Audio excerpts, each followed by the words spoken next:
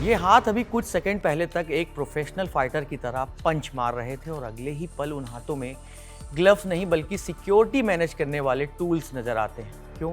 क्योंकि ये लड़का रात भर सिक्योरिटी गार्ड बनकर दूसरों की सुरक्षा करता है ताकि दिन में अपने सपनों को जिंदा रख सके। उसकी ड्यूटी खत्म होती है लेकिन संघर्ष नहीं। गार्ड की यूनिफॉर्म उतरती है और एमएमए के ग्लव्स पहन लिए जाते हैं। उसके अंदर एक फाइटर हर दिन दुनिया से लड़ रहा है क्योंकि उत्तराखंड का ये लड़का हार मानने को तैयार नहीं। रात में सिक्योरिटी गार्ड की नौकरी, दिन में खून पसीना बहाकर ट्रेनिंग और एक ही सपना, एक दिन भारत के लिए बड़े एमएमए मंच पर लड़ना। ये कहानी है विक्की सिंह तोमक्याल की। सोशल मीडिया पर लाखों लोग इनके वीडियो देख रहे हैं लेकिन वीडियो के पीछे की जिंदगी शायद उससे भी ज़्यादा कठिन है। एक कहावत है ना कि चैंपियन जिम में ही नहीं बल्कि मुश्किल हालात में भी बनते हैं। विक्की सिंह की कहानी इस बात का जीता जागता उदाहरण है। दिन में कई घंटे ट्रेनिंग और शाम ढलते ही सिक्योरिटी गार्ड की वर्दी और फिर पूरी रात नौकरी एंड अगेन रिपीट। यही उनकी रोज़मर्रा की ज़िंदगी है। सोशल मीडिया पर शेयर किए जा रहे उनके वीडियो में दिखता है कि कभी वो खुले मैदान में ट्रेनिंग कर रहे हैं, कभी टायर उठाकर स्ट्रेंथ बढ़ा रहे हैं, कभी सिलेंडर से तकिया बांधकर किक की प्रैक्टिस कर रहे हैं। क्योंकि हर खिलाड़ी के पास लाखों रुपए की ट्रेनिंग फैसिलिटी नहीं होती। अब यहाँ ये भी जान लीजिए कि आखिर ये एमएमए इतना मुश्किल खेल क्यों है। मिक्स्ड मार्शल आर्ट्स यानी एमएमए ये सिर्फ बॉक्सिंग नहीं है, ये सिर्फ कुश्ती नहीं है, ये सिर्फ जूडो या किक बॉक्सिंग भी नहीं है।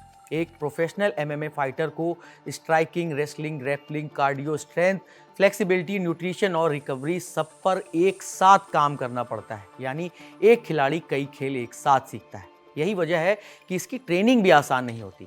भारत में प्रोफेशनल एमएमए की तैयारी आसान नहीं है क्योंकि अच्छी coaching, gym fees, gloves, mouth guard, nutrition और लगातार ट्रेनिंग पर काफ़ी खर्च आता है। कई उभरते फाइटर्स को अपने करियर के शुरुआती दौर में इन खर्चों का बड़ा हिस्सा खुद ही उठाना पड़ता है। यानी अगर जेब मजबूत नहीं है तो सपना और भी ज़्यादा महंगा हो जाता है। शायद इसीलिए विक्की के वीडियो को लोग सिर्फ मोटिवेशनल नहीं मान रहे बल्कि असली मान रहे हैं, क्योंकि वो महंगे हाईटेक जिम में नहीं बल्कि जो उपलब्ध है उसी से खुद को बेहतर बनाने की कोशिश कर रहे हैं। उनकी कमाई का बड़ा हिस्सा भी लग्जरी पर नहीं बल्कि ट्रेनिंग पर खर्च होता है। इसी बीच सोशल मीडिया पर एक सवाल बार बार पूछा गया कि क्या विक्की को विदेश चले जाना चाहिए। विक्की का कहना है कि कई लोगों ने उनकी मदद करने को पैसा भेजने के लिए स्कैनर तक मांगा है। ऐसा क्यों?